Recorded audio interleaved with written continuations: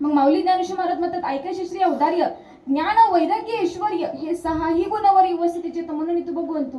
मग महाराज म्हणतात, तुमच्याकडे एवढी दंडवले म्हणजे दोन वर्ग पडतात, एक श्रीमंत माणूस आणि एक गरीब माणूस. मग गरीब माणसाकडं धन दौलत जर नसेल तर तो दान धर्म कसा करणार? नाही. आणि श्रीमंत माणूस आहे, धन दौलत आहे पण उदारता नसेल तर कसा तो दान धर्म करणार? बरोबर आहे ना. कारण दान धर्म करण्यासाठी ऐश्वर्य आणि उदारता यांचा जेव्हा संगम होतो तेव्हा दातृत्व सिद्ध होते. मग माझ्या भगवंताच्या दातृत्वाविषयी काय सांगावं? तुझा हिस्सा कोणी उदाराच्या राशी आपुलीची पद्धत देशील असा. भगवंता तुझ्यासारखा उदर दुसरं कोणीच नाही. मग तू काय केलंय? येथे थोरविला मारुती विभीषण केला लंकापती. औदार्य देवणी करणं हाती कीर्ती दिंगती वेळविली. ज्ञानी उपदेशुला चतुरण वैराग्य शुकांती बोधून. भगवंताने सहाची सहा गुण आपल्या भक्तांना वाटून टाकले. पण तुकाराम महाराज म्हणतात, मला यातील काही नकोय. भगवंता तुला द्यायचे तर हेच दे. काय दे? हिची दान दे गा देवा. तुझा विसरण व्हावा का? तर संसारामध्ये काही तथ्य नाही, जीवनाचे खरे सारे परमार्थ आहे. संसार कसा आहे?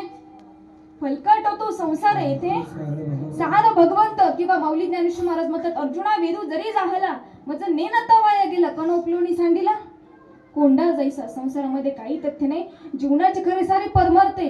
त्यामुळे महाराज म्हणतात की तुम्ही देवाची सेवा करा, देवाचं नामस्मरण करा. कारण नामस्मरण केल्यानंतर आपल्याला ज्ञान प्राप्त होतं आणि ज्ञानाची गरज आहे. ज्ञानाची गरज आहे. पण का गरज आहे बरं? तुमच्याकडे पैसा खूप आहे पण तो पैसा कुठे वापरायचा? त्यासाठी ज्ञान तर पाहिजे ना. तुम्ही ज्ञानानं पैसे विकत घेऊ शकता का? कमवू शकता बरोबर, पण पैशानं ज्ञान विकत घेऊ शकत नाही. माऊली ज्ञानेश्वर महाराज म्हणतात, आता अवधारकता गहन जे सकळ कौतुकांचे जन्मस्थान की अभिनव उद्यान विवेक तरुची. विवेक म्हणजे ज्ञान, ज्ञानाची गरज आहे. किंवा माऊली ज्ञानेश्वर महाराज म्हणतात, चंद्र तेथे चंद्रिका शंभू तेथे अंबिका संत तिथे विवेका असणे की जे. संत तिथे विवेक म्हणजे संत तिथे ज्ञान हे असणारच. कारण माझे ज्ञानेश्वर महाराज ज्ञानाचा सागर आहेत. बरोबर आहे ना. ज्ञानाचा सागर सखा माझा ज्ञानेश्वर. बरोबर. त्यामुळे जीवनामध्ये भगवंताचं नामस्मरण करा. नामस्मरण करणं अवघड नाही, सोपं आहे ना. नामसंकीर्तन साधन पै सोपे. आणि नामस्मरण केल्यानंतर काय होतं? जडतील पापे जन्मांतरीचे न लगती सायास जावे वनांतरा. सुखे येतो घरा नारायण ठाईच बैसोनी करा एक चित्त. आवडी आनंद आळवावा. राम कृष्ण हरी विठ्ठल केशव मंत्र हा जपावा सर्व काळ. नामस्मरण करणं अवघड नाही, फक्त ते मनापासून करावं.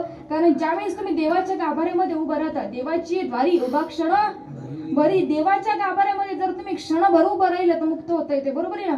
तेने मुक्तीचारी साधी येल्या. त्यामुळे देवाचं नामस्मरण करायचं. कारण देव हा खूप कनवाळू आहे, कृपाळू आहे. देव आपल्याला लगेच पावतो. फक्त त्याची सेवा करताना मनापासून करायची. तुझी सेवा करे ना मनोभावे. त्यामुळे देवाची सेवा करत असताना चित्त शुद्ध सेवा देवाची. कारण देवाला काही लागत नाही. काय लागतो देवाला? पैसा लागतो नाही ना. देवाला काय आवडतं? आवडी देवाची तो एका प्रकार नामाचा उच्चार रात्रंदिवस. देवाला गळ्यामध्ये तुळशीची माळा आवडते, कपाळी टिळा लावलेला आवडतो. अजून काय आवडतं? गळ्यामध्ये तुळशीची माळा आवडते. वारकरी झालेला आवडतं. आषाढी कार्तिकी पंढरीची वारी केलेली देवाला आवडते. देवाची आवड काय अशी मोठी नाही, मला बंगला पाहिजे, माझं गाडी पाहिजे. पाहिजे का? देवाला फक्त साधन लागतं. देवाला फक्त भाव महत्वाचा आहे की बाबांना तुम्ही माझं नामस्मरण करताय, पण नामस्मरण करत असताना मनापासून करा, भावाने करा. तेच देवाला लागतंय. कारण देव हा कशाचा भुकेला आहे? देव फक्त भावाचा भुकेला आहे. देवाला फक्त भाव महत्वाचा आहे. कारण देव आहे ना. देव आहे हृदय मंदिरी शोधूनही पाहे. देवा नटला नाना परी. त्यामुळे देवाला शोधावं लागतं, देवाला मानावं लागतं. त्यामुळे महाराज म्हणतात की बाबांनो, खरंच तुम्ही नशीबवान आहात. आपण नशीबवान आहोत की ज्या देहाची इच्छा भगवान परमात्मा करतायत तोच देह आपल्याला भेटले. म्हणजे आपण किती नशीबवान आहोत. अभंगाच्या दुसऱ्या चरणामध्ये सांगतात की धन्य आम्ही जन्म आलो दासा विठोबाचे झालो. आणि तिसऱ्या चरणामध्ये सांगतात की आयुष्याच्या साधने सच्चिदानंद पदवी घेणे. म्हणजे जीवनामध्ये अशी काहीतरी साधना करा की आपल्याला लोकांनी सच्चिदानंद पदवी द्यायला पाहिजे का घ्यायला पाहिजे? बोला ना. सच्चिदानंद पदवी घेणे म्हणजे लोकांनी दिली आहे आपल्या, म्हणून आपण घेतली ना का आपण स्वतःच लावली आहे? बरोबर आहे ना. आता आजकाल बरेच असे आहेत की स्वतःच पदवी लावतात. कीर्तन केशरी, राष्ट्रीय कीर्तनकार, भरपूर पदवी लावतात. बरोबर. पण त्या लोकांनी दिलेल्या नाही, त्या आपण स्वतः लावलेल्या असतात. याच्यामध्ये महाराज काय म्हणतात की जीवनामध्ये काय करा? साधना करा. आयुष्याच्या साधने आणि सच्चिदानंद पदवी घेणे म्हणजे जीवनामध्ये काहीतरी चांगलं कार्य करा की लोकांनी आपल्याला पदवी द्यायला पाहिजे, बरोबर. मग जीवनामध्ये चांगलं कार्य करताना काय करावं, काय करायचं? दुसऱ्याचं बाण चोरायचं म्हणजे म्हणतील बाबा खरंच चांगलं आहे, त्याला पदवी द्यायला पाहिजे. मग काय कार्य करायचं, चांगलं करायचं म्हणजे शेजारच्याला मदत करायची. ज्याला खरंच मदतीची गरज आहे ना त्याला मदत करा ना. पण आपली ती नीतिमत्ता आहे का? अहो त्यामुळे तर आपला धर्म बुडाला. नाही तर धर्म बुडला असता का?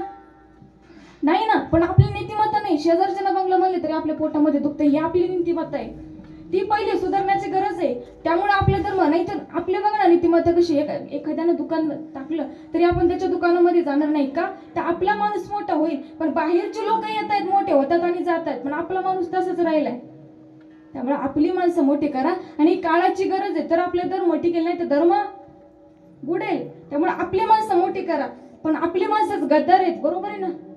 आपली माणसंच गद्दार आहे. कारण सर्जा संभाजीला 40 दिवस अत्याचार सहन करावं लागलं होतं. कुणामुळं? आपल्या माणसामुळे. जवळचं होता ना त्याने गद्दारी केली. आता वर्षामध्ये सांगण्याचा प्रसंग नाही, पण सांगायचं काय की आपल्या माणसाला मोठे करा, आपल्या माणसाला आधार द्या. ही काळाची गरज